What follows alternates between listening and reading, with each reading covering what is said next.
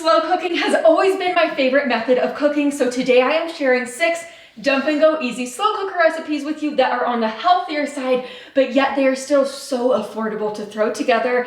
Let's get to my kitchen. Let's get to slow cooking. To kick us off today, we are making this sticky honey chicken and vegetables. Trust me, you're going to want to make this one.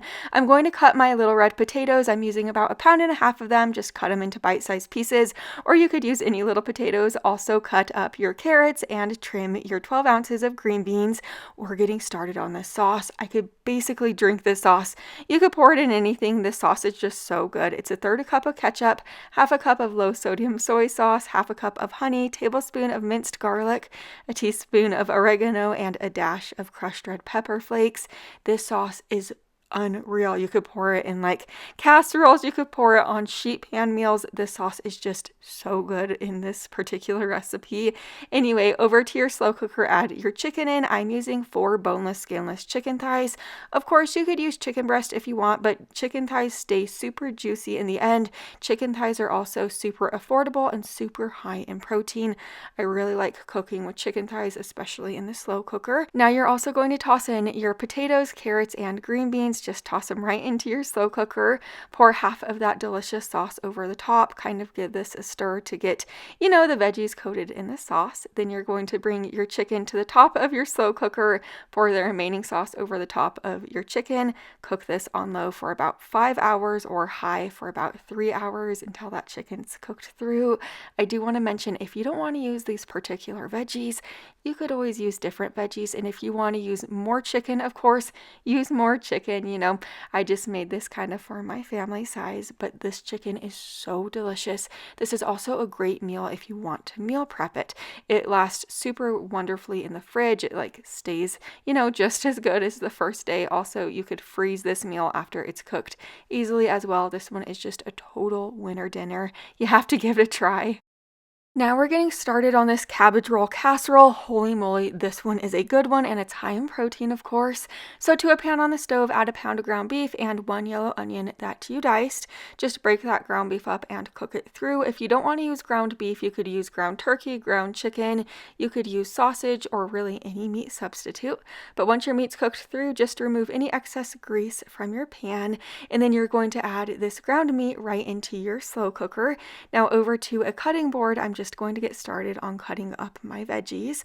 So for this recipe, I am just going to dice 2 carrots and 1 head of green cabbage, just like that. Now back over to my slow cooker, I'm just going to add in a tablespoon of Worcestershire sauce along with a tablespoon of minced garlic.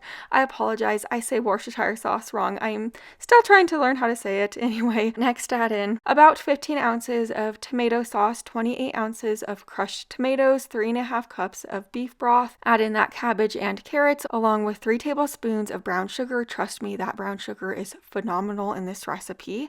A teaspoon of paprika, 1 bay leaf, 1/2 teaspoon of dried thyme, 1.5 teaspoons of salt, 1/2 teaspoon of pepper. I want to let you know this recipe is easy. You throw the ingredients into your slow cooker and you go. Next, I'm adding in 1/2 cup of uncooked white rice. I do want to let you know, you really do want to add that white rice in towards the end of the cooking time, like for the last hour of cooking. But I was going to be gone from my house all day, and when I would come home from my house, in the evening, it was just going to be so late, so I didn't have time to add the rice in, in the evening. So that's why I'm adding my rice in the beginning, and it's fine. The rice just doesn't hold its shape as well, so if you do add the rice in towards the end of the cooking, like for the last hour of cooking, the rice will hold its shape better. But if you do have something going on in the evening and you won't be home till later, adding the rice in the beginning is also fine. No way is wrong. Anyway, this is delicious. You need to give it a try. It's high in protein, has so many veggies in it. It is so good. Now we're getting started on what I'm calling this high protein chicken and veggies. To your slow cooker, add in 1 diced yellow onion, 1 diced yellow bell pepper, 1 red bell pepper, and then another yellow bell pepper, or really any color bell pepper. Then add in 2 zucchinis, but I did a grocery pickup and apparently they gave me cucumbers instead of zucchini. Cucumbers will cook perfectly fine, but I do recommend using zucchini for this recipe. Then add in a tablespoon of minced garlic, 14 ounces of diced tomatoes, Add in your 4 boneless, skinless chicken thighs. You could, of course, use more or less chicken if you'd like. You could also use chicken breast, but I really like chicken thighs in the slow cooker. They come out super juicy. They're also just so affordable.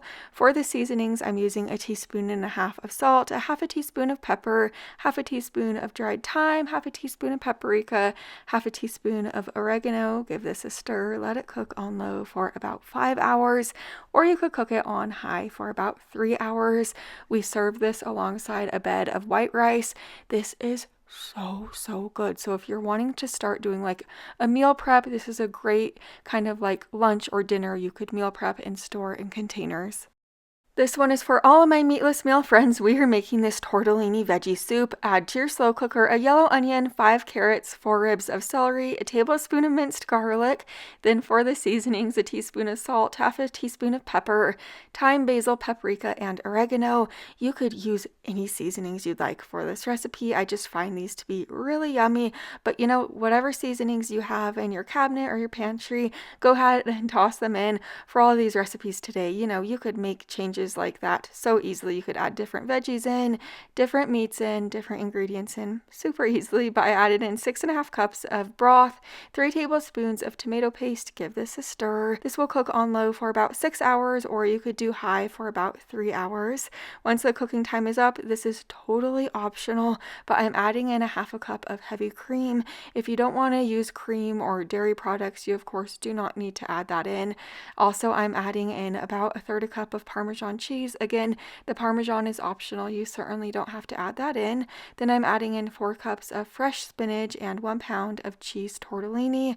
Use either like the frozen or fresh tortellini for this recipe, not the dry, just so it cooks a little bit quicker. But give this a stir, let it continue to cook for about 15 minutes, and then you could serve this easy soup up. It is so easy to throw together, delicious. You could add different veggies to it. If you want to add meat to this, you could of course add some cooked sausage to this. This one is a total winter dinner meatless meal. I have been getting so many requests for this homemade naan recipe, so I just had to make some butter chicken this week.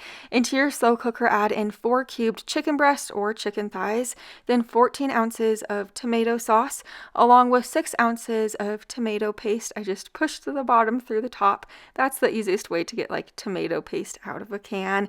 I did drop like the bottom of the can in, but I got it out. It was just, the little top thing. Next, add in 1 diced yellow onion if you're an onion fan. Also add in a tablespoon of minced garlic and ginger, a 1/2 tablespoon of curry powder, 1 tablespoon of gram masala. If you don't have gram masala on hand or you can't find it at your store, it's basically like a seasoning mixture of cumin, coriander, like black pepper, cinnamon, cloves, and nutmeg. So if you can't find gram masala, just add in that seasoning mixture. It's just so good in this recipe. Also add in a teaspoon of chili powder, a teaspoon of salt. Give this a stir. Let it cook on low for about 5 hours. Once the cooking time is about up, I'm just getting started on my naan. This is the easiest, most delicious naan bread recipe that I have made. It's just 1.5 cups of all-purpose flour, a cup of plain Greek yogurt, 2 teaspoons of baking powder, and a pinch of salt. Mix this together in like either an electric stand mixer, or you could just do it in like a large bowl with a spoon. Either way, you basically just want this to form a ball, and then once this like forms a ball like this, the dough, just pull it out of your mixer and then just flour your surface. You're going to put the dough onto your floured surface, and you're going to knead it a few times. You don't need to knead it a bunch of times. Also, this does not need to rise at all since it doesn't have like yeast in it. But then you're going to cut this in half, and then you're going to cut each half piece into 3 pieces. So you need like 6 little pieces total. This makes 6 pieces of naan. Then with each piece, you are just going to roll it out until it is like super thin, but not too thin where it is like falling apart. You just want it thin enough where you could like pull it off of your countertop. You get what I'm saying. Anyway, after you're through rolling out your naan, you're just going to grab a pan on the stove and you're going to turn it on a higher heat. You want to cook this on a higher heat just so, it cooks super well. Just let it cook for a couple of minutes on each side until it gets like super bubbly. Of course, you don't want it burnt. You just want it golden brown and bubbly like this. And then just pull it off the heat and repeat until all of your pieces of naan are cooked.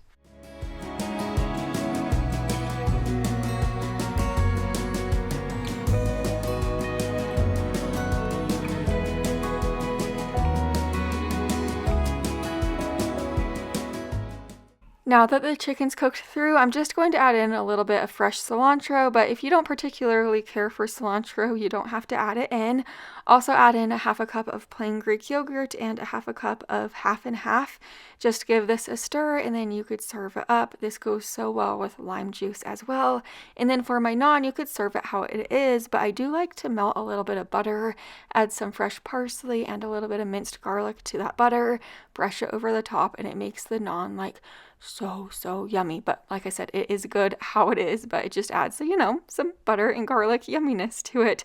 Anyway, to serve this up, I just served the butter chicken in a bowl with a bed of white rice, a little bit of cilantro over the top, a piece of lime, and the naan bread. This is such a yummy butter chicken recipe.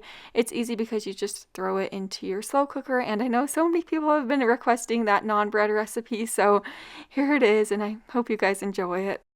Now we're making this cranberry chicken, and let me tell you, this is the strangest recipe that we are making today, but it is really good and worth trying. To a bowl, add in 14 ounces of whole cranberry sauce or gelled cranberry sauce. Also add in 1 cup of French dressing. I know this sounds so strange. Just whisk these two ingredients together super well until they're, you know, combined. It kind of creates like a teriyaki chicken in the end. It doesn't really taste like cranberry or like French dressing. Trust me. Add your 3 to 5 chicken breasts into your slow cooker, or you could use boneless, skinless chicken thighs. Either one will work. Season the chicken with a dash of salt and pepper, and then pour that cranberry sauce over the top. This will cook on low for about 4 hours, or you could cook it on high for about 2 hours. Once the cooking time is up, all you have to do is shred the chicken. Like I was kind of saying before, it kind of creates like a teriyaki chicken. You do not taste like the cranberry or like the French dressing. It really tastes like you're eating teriyaki chicken. I had the best intentions of serving this with like steamed veggies on the side. I had some broccoli. I honestly forgot to do that. So I just served this over a bed of white rice with sesame seeds over the top. This one is really good. It's super unique and fun. Make sure you're subscribed down below the video so you don't miss the next video like this. I'll see you in the next one. Bye for now.